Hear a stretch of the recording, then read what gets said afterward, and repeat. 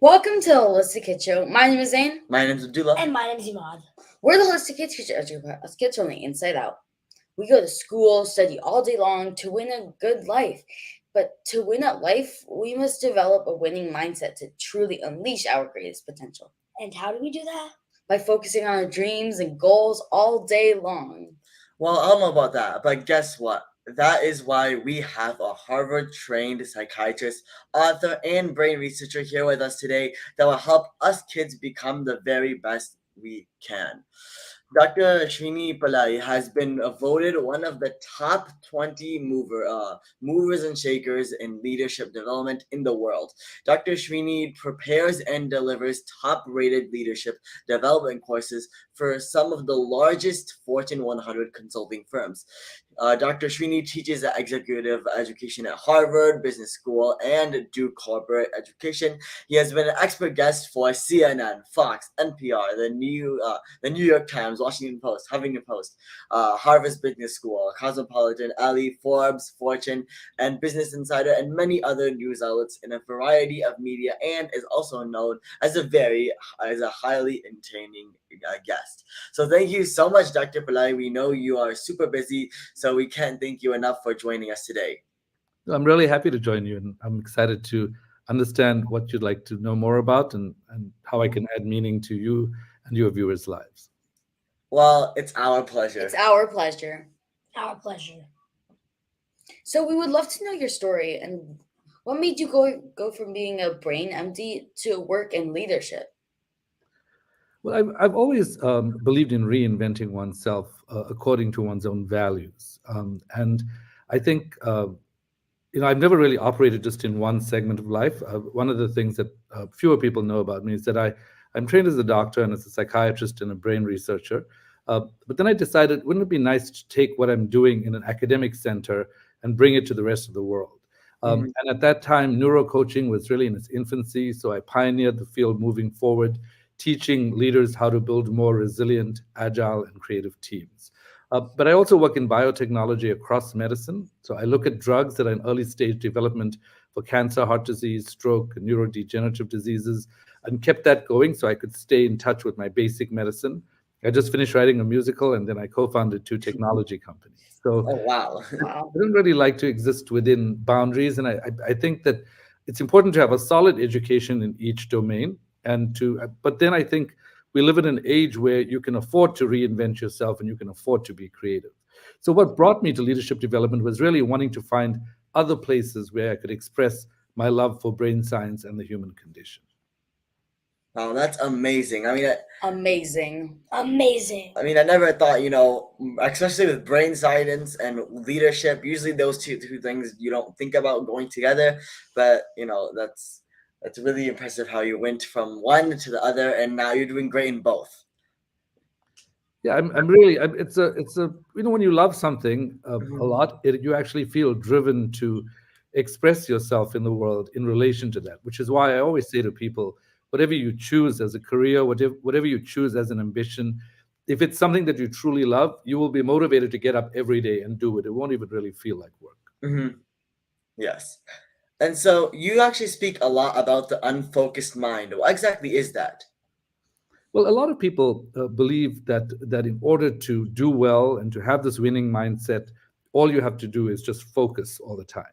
And focus is very important. It can help you stay on task and help you finish things. And usually focus impacts many parts of the brain, but one main part is what we call the prefrontal cortex, which is in the front. Now, what people don't recognize is that there's another circuit in the brain that turns off when you focus. And this circuit is called the DMN. We used to think of it as the do mostly nothing network because the moment you started focusing, it just went off. Yeah. But what we now understand is that this network activates other kinds of intelligence. So you know how sometimes people will say you should eat this or you should do that, and that's how you'll get better. Well, we now know that it's not just 1, 2, or 3 things. It's pretty complex, and it's different for each person. So this DMN, this unfocused network, is the network that can put together all these different things. It also can retrieve memories that your focused brain cannot retrieve. And it's also called the crystal ball of the human brain because it can help you predict the future much more effectively, and it can help you think abstractly. So we turn to the focus brain because it's obvious and we can track it, but a lot of intelligence actually lies outside of that. It lies in this unfocused network. So Albert Einstein, for example, when people asked him, how did you discover his theory of relativity, he said it was a musical perception. He didn't find it with his focused mind. He found it with his unfocused mind, or at least it emerged from his unfocused mind, and then he was able to do that. Carrie Banks Mullis, who is somebody who discovered synthetic DNA, we call this PCR, or polymerase chain reaction. This revolutionized the field of biology. But one of the things he said is very few people recognize that the best form of research is play. So the unfocused network can activate other forms of intelligence, which is why in my book, Tinker, Dabble, Doodle, Try, I explain how you can activate this unfocused network. Because when you focus, as I said, it's great. But when you focus, you're only focused on one thing, and it can really drain your prefrontal cortex of energy. And by the end of the day, you really don't care about anything. One experiment showed that at the end of the day, when people are focusing all the time, they don't care about anything. But if you feed them glucose, they start to care again. Yes. Also, we know that if you focus all the time, you're going to miss out what's happening around you. And so you won't know what's going on around you because you're only focused on one point.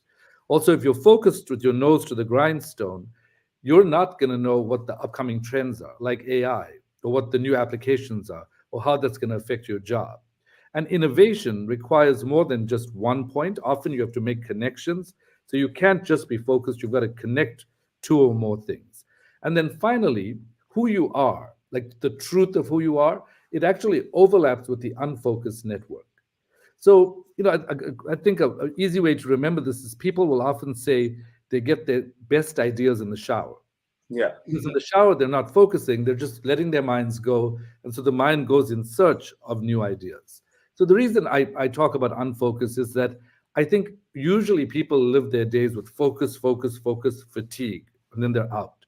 But what I say is you have to refuel your brain during the course of a day. So it's focus, you take a break, focus, you take a break, and that way your brain is being constantly refueled so that you can be at your best.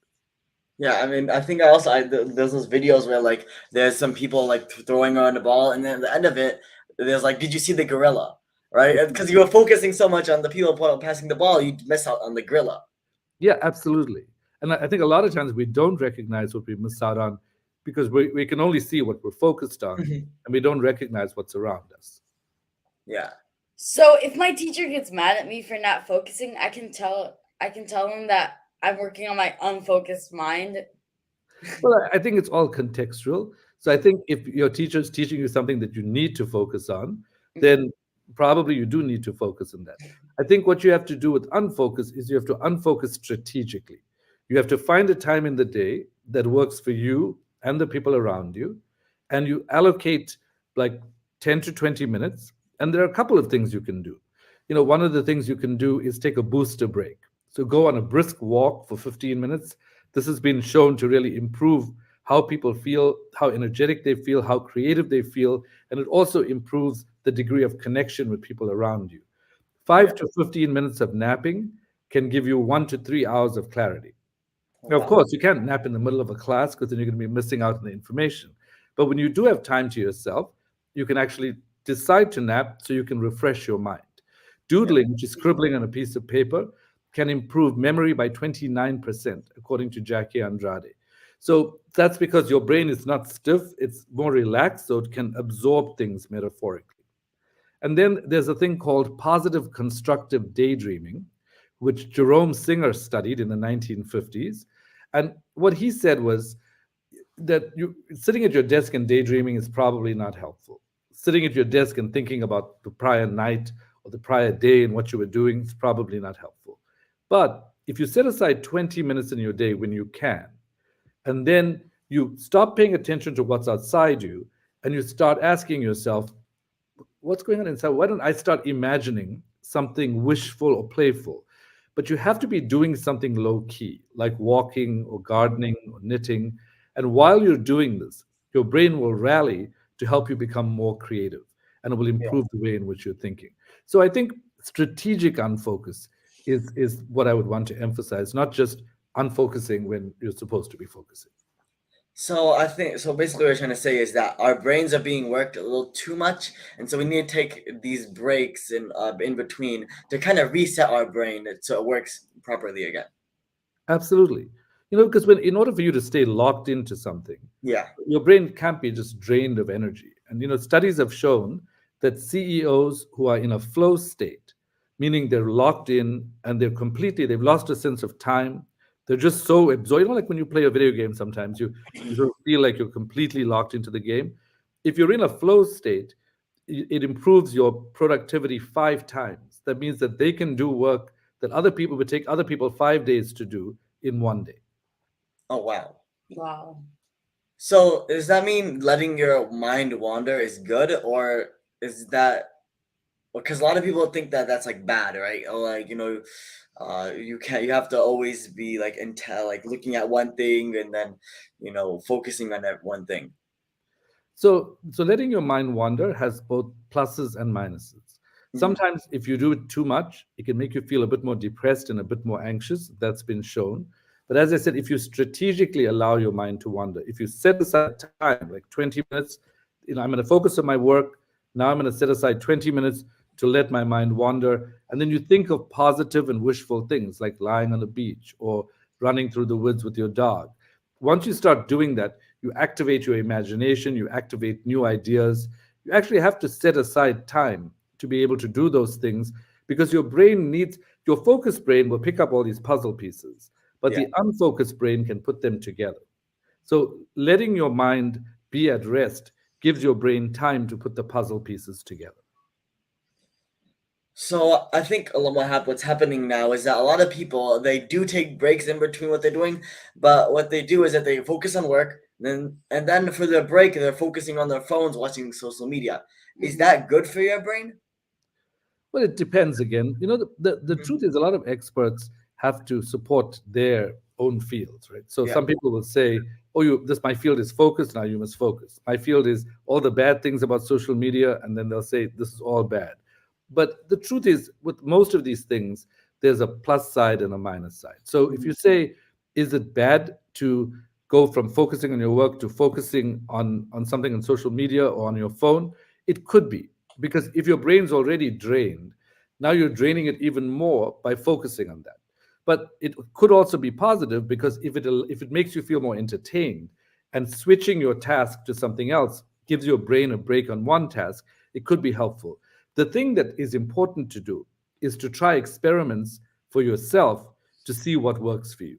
Because, there's no one-size-fits-all solution for anything. Yeah. And so really what you have to do is say, well, for me, when I think about how I work a lot of the time, last weekend I had a tremendous amount of work to do. And I was thinking, well, I'll just finish each one, check it off. And then I thought, I don't want to work like that. It's too boring. So I started working on a project that I love. And then when I got bored of that, I switched to the next one. But I told myself by Monday afternoon, everything has to be done. And everything got done. You just have to give yourself the ability to switch from one thing to another. But I think just switching I think you have to also be careful about what you're looking at on your phone. Because there's a lot of negative messaging out there. And the negative messaging can really bring you down. And to have a winning mindset, you have to have the motivation to actually win. And when you look at all this negative news out there, or if you're looking at a social channel and you're feeling badly about yourself, that can take away the energy that you need to have this winning mindset. So where do kids start to develop a winning mindset? It all starts with what I call having a possibility mindset. So the first thing to do is to tell yourself that whatever it is you dream of, imagine that, and then imagine it in great detail. Don't just say, well, I want to. Let me ask you, what would you say one of your greatest dreams is right now? To change the world. Yeah. In what way? Because our mission, right, is to educate children and educate, the people around us in the communities to kind of get off of, artificial GMO foods because it's really affecting their lifestyle, and most people either refuse to know it or they don't know it at all. So if that's your passion, specifically to get off of artificial foods, then you say, well, at what level, what possibility level do you want to do that? Do you want to have a podcast, or do you want to change the policy? Do you want to have a position in government? Do you want to be the world's most influential character in that space? And so you keep on raising the bar until you say you define how you want to influence that. And then, so the moment you do that, the moment you start thinking in terms of possibility, it activates certain brain pathways. It activates dopamine pathways, so you start to feel motivated. And it also can help you feel a little bit more relaxed, because in your brain you have natural opioid pathways that get activated so that you can actually start to feel more relaxed. So when you are, the first thing to do is to define this possibility, and then you let your commitments determine your reality. Don't let reality determine your commitments. So let's say, for example, I say, well, if you want to affect how people operate, how people interact with GMO foods, maybe what you have to do is reach out to the government. What would your response be? Well, I think for us personally, I don't think it's like exactly changing. It's more educating. I think that's our main goal, is educating. So if you want to educate people, then you want to have great reach. Yes. Right. And to have great reach, you have to figure out, in what way can your marketing go viral? In what way can you activate people? So from where you are to the marketing going viral, there's a bit of a gap. And Yes. so people will then feel a little bit disheartened. Well, I have a show and I have a book, and I'm hoping both of those things. But hope is different from possibility thinking. In order for possibility thinking to work, the first thing is to have what I call existential confidence. Now, these are all big words, but they really they mean something quite simple. Existential confidence is a commitment to a reality.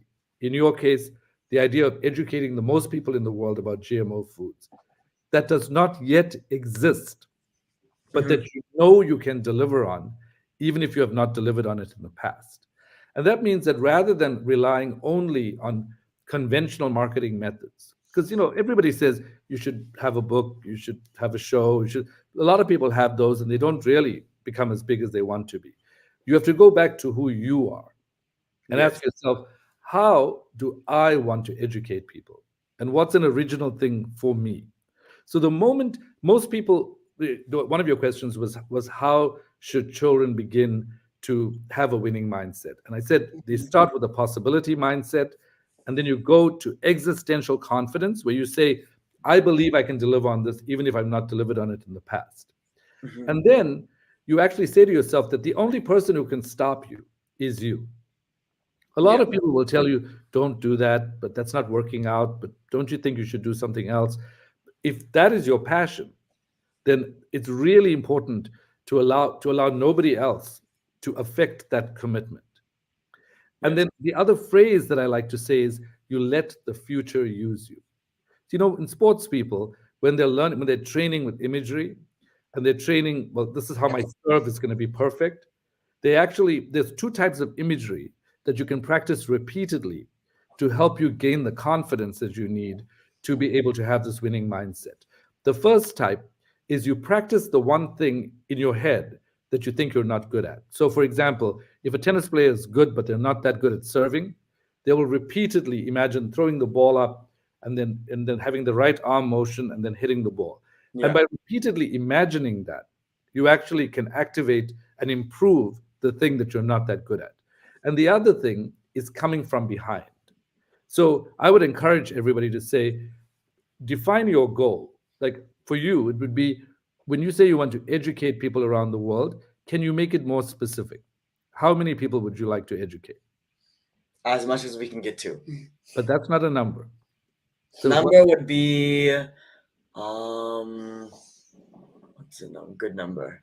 The thing is that when you put a number, then you might stop at that number, right? Or you like just you can use this as a beacon for step one. Yes. So probably like millions, we can say. millions and then billions. We can get to. Okay. So right now you're here, you want to get to millions, and then you want to get to billions. So in order to help your imagination, draw that out. Say we are here, there, and there. Now, some other people in the world already have millions of people that they've reached. So what we know from imagery research is if you imagine coming from behind to overtake whatever that number is, it actually boosts your confidence to be able to achieve this winning mindset. So the next thing I would say is, in order to achieve that winning mindset, allow yourself to practice imagery that will define this for you much more. So first you define a possibility.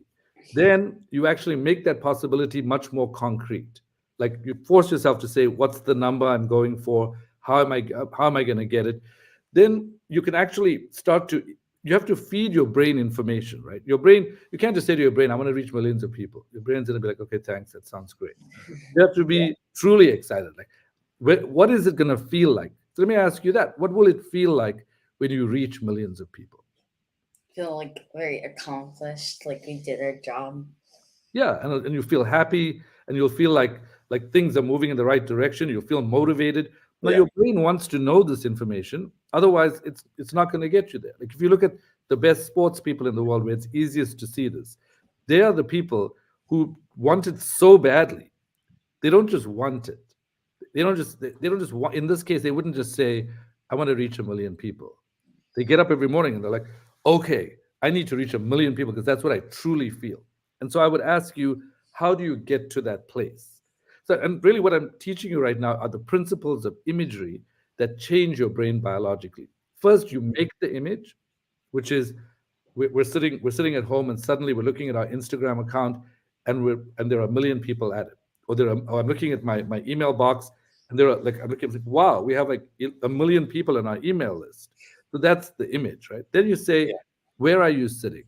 Well, you're sitting in this amazing home that is exactly your dream home, and you define where that is. Now, all this is not just to make up things, it's to motivate your brain to be able to get you there. And then you add other dimensions to it. You talked about food. What else would you be? Maybe you'd be smelling some amazing food coming from another room while you're looking at your Instagram account, and that makes you feel like you're feeling at home. So it fills out the image for you.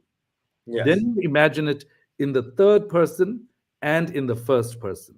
In the third person, it means you can see yourself sitting in the room looking at your Instagram account. In the first person, it means you're clicking on your computer. You can't see your head or you can't see yourself because all you can see is what's in there. And so you imagine that in the first person. And then to boost your confidence, you practice these two types of imagery. The one that has to do with one particular thing that maybe you're not as good at, and you start imagining that, and then you practice coming from behind. And then there are a few other tips. One is the way in which you message yourself. The way in which we talk to ourselves can change our brains. So there's a theory called ironic process theory, which was discovered by Daniel Wegner at Harvard. And what he found was that when you're under stress, if you tell yourself not to do something, like don't drop the glass of water when you're going past something, your brain does the exact opposite. It drops it. So they studied this in multiple scenarios. One of them was in soccer players. They found that if soccer players are about to score penalties, if they say, and they have eye tracking devices, if they say, do not kick the ball to the right, the eye goes to the right immediately. And so what you have to do is tell yourself not what you want to not do, but what you want to do. So in this case, it would be what I want to do is reach 1 million followers. What I want to do is spend this amount of time educating myself on marketing. What I want to do is gain exposure, because you can't reach those people and be the best kept secret in town. So to summarize that, there are a lot more things, and I'll give you a chance to ask more questions, but I think it all starts with the mindset of possibility, having existential confidence so that you commit to the possibility, and your commitment determines your reality. There's no excuses. Well, I don't have any money. Well, I don't have any time. That means reality is determining your commitment. You turn it around and you say, my commitment has to determine my reality. And then you say, well, now that I'm committed to this possibility, how do I define it using imagery? And there you super define it. You do all of the techniques I went through. And then once you know what this image is, you let the future use you. You let that be your beacon. And remember, the guide light you're looking for, is always within yourself. The world will be chaotic, the world will have all kinds of things going on, but the person who can really guide you through this is you. And as long as you anchor to that and remember some simple principles of self talk, like frame things in the positive, you're setting up your brain for success. So just to summarize, basically, one of the first things is you want us to go step by step, right? So first you see, okay, I want to get maybe 1,000. Once you get 1,000, oh, I want to get 1,000,000. Once you get 1,000,000, you want to get 1,000,000,000, because that's the easiest way for your brain to achieve its goals. And then the second one, I think you were saying, was to see yourself in the future and use that as your motivation, right? Exactly. Yeah, that's a great summary. Use that as a And motivation and also as a guide, as your yes. compass for what you want to move toward. Mm-hmm. And then also try to be positive, because if you're try to be positive about yourself and about what you're doing, because once you get demotivated and you're like, I'm failing at everything, then you're actually gonna fail. Yeah, and the way to do that is to have a kind of mindset that we call the growth mindset. Mm-hmm. So studies have shown that the growth mindset is a mindset that says, I can do this even if I fail along the way. Yeah. I know that with effort I can do it. And people who are very accomplished fail a lot. They often fail many more times than you realize. They just recover much more quickly and they don't let the failures hold them back. And also, if you have a down day, it's not abnormal. Like, not Mhm. everybody's happy every day. You can't be happy all the time. Part of the human condition is that these feelings come and go. But if you let your happiness be what you will always strive to correct to, that can really be helpful to you. Again, without being harsh towards yourself just because you're feeling sad in a particular Exactly. Mhm. How do we overcome fear and anxiety that some people can get? So there are a lot of different ways. One paradigm that I like to use and teach people is a mnemonic called CIRCA. And CIRCA stands for 5 different things. The first C, you can write this down if people are listening, is for chunking. The I is for ignore mental chatter. The R is for reality check. The second C is control check. And the A is attention shift. So I'll go through each of those. So a lot of times people are afraid because they feel like, oh, I'm trying to study for my exams. I'm just not, I haven't caught up. I don't know what to do. And so they get really overwhelmed. The first C is chunking. It doesn't matter how much time you have. Tell yourself, well, if I have a week, how can I break it down so I know what I'm doing each day? And then at the end, try to revise that and then be there on time. So when you stop being overwhelmed, you decrease activation in one of the brain's main fear processes, the amygdala, which is like the alarm clock in the human brain. In order to reset the needle, you tell yourself, let me break things down, and then you ruthlessly prioritize. What do I have to get done? What do I hope I get to? And if I don't get to something, what thing falls into that category where it's not going to be such a big crime? The I is for ignore mental chatter, which essentially is a form of mindfulness. Now, we can all practice this together. With mindfulness, it's quite simple. You just sit back in your chair, you close your eyes, you place your attention on your breath, and you just observe your breath, inhale and exhale. And if your mind wanders, you gently bring it back to the breath. In New Jersey, Now, identification is not required unless you are. Alexa wants to be part of this conversation, Yes. so I'll give it a bit of a break. If you register to vote by Alexa, mail, stop. So the idea about mindfulness is that it does a lot of things. It resets the needle in the amygdala, so your brain's anxiety center. It goes back to the normal position. Yeah. It can also help your genes. So studies have shown that long term, at the ends of your genes, there are these caps called telomeres. And as you get older, these get shorter and shorter, and then people die. Yeah. But if you practice mindfulness, it can protect the telomeres. So the I is very helpful because if you're an anxious person and you practice mindfulness 20 minutes twice a day, it can really help your anxiety level. Then reality check is self-talk, where you tell yourself, this too shall pass. Sometimes you get a bad grade and you're like, oh God, I feel so pulled down by it, and you obsess about it. But you have to learn to let that stuff go so that you can move on. So reality check is self-talk. Then control check is like the serenity prayer. sometimes you look at the news and you hear all these terrible things that are happening everywhere, and you start to feel worried, and you occupy all your attentional units with things that you can't control. So ask yourself, what can I not control? And I'm not going to think about that anymore, because I don't need to think about that. And that way you give your brain more attentional units so you can work on what you need to work on. And then the last A is attention shift, which is rather than obsessing about the problem, you shift your attention to the solution. Yes. A good example of control check was Lady Gaga. She actually reached a point in her career where she was completely burnt out. And she said she didn't even want to sing, because she said she didn't really want to take selfies. She had more to offer the world than taking selfies. She wanted to do something else. And then she realized that she had to say no to certain things, because she didn't want to sell perfumes. And so when people said you should do that, she said, no, I don't want to do that. No, and then she said, eventually, that's when I could go home and look at myself in the mirror and I could say, I can sleep with any time of the day because I respect you. I respect myself. Yeah. So for everybody, I would say it's not a question of external morality.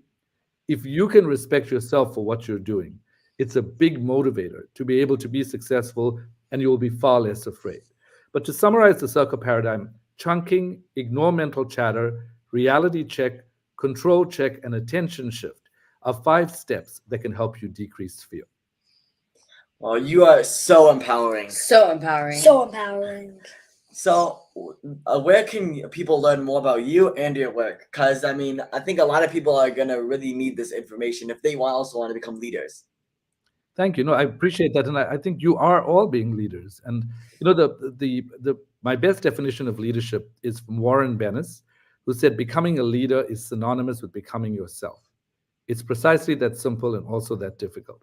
And I think all 3 of you are experimenting with expressing the highest versions of yourself. So I appreciate that. If people would like to contact me, I can be reached. My website is drsrinipillay.com. It is also at nbgcorporate.com. I'm also on Instagram at Dr. Srini Pillay, on Twitter at Srini Pillay, and on LinkedIn at Dr. Srini Pillay. So make sure to follow Dr. Pillay on social media, because he is such a motivational and entertaining speaker. Thank you so much, Dr. Pillay, for joining us today. So today, let's recap your key points. Your brain is wired for success. There are very powerful processes that are going on in the brain, and if we know how to tap into our brains, we can actually change the course of our lives. Excessive force can drain your prefrontal cortex of energy, and then you just care less for people and what you're doing. You can also deplete your brain with increased, lots of focus, if you focus way too much without a break.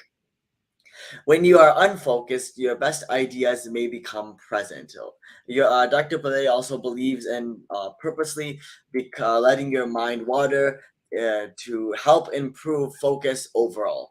The brain does its best work when it's allowed to go from being focused to unfocused. So schedule about 20 minutes of a daydream, or just a mental break. Maybe go outside, walk around, touch grass.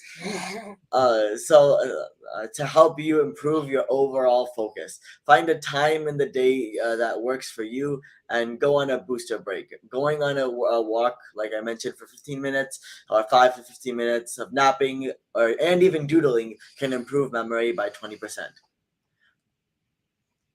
So 20 minutes of positive.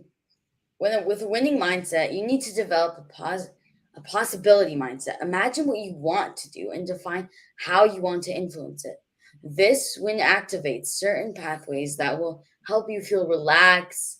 So define the possibility. Let your commitment define your reality.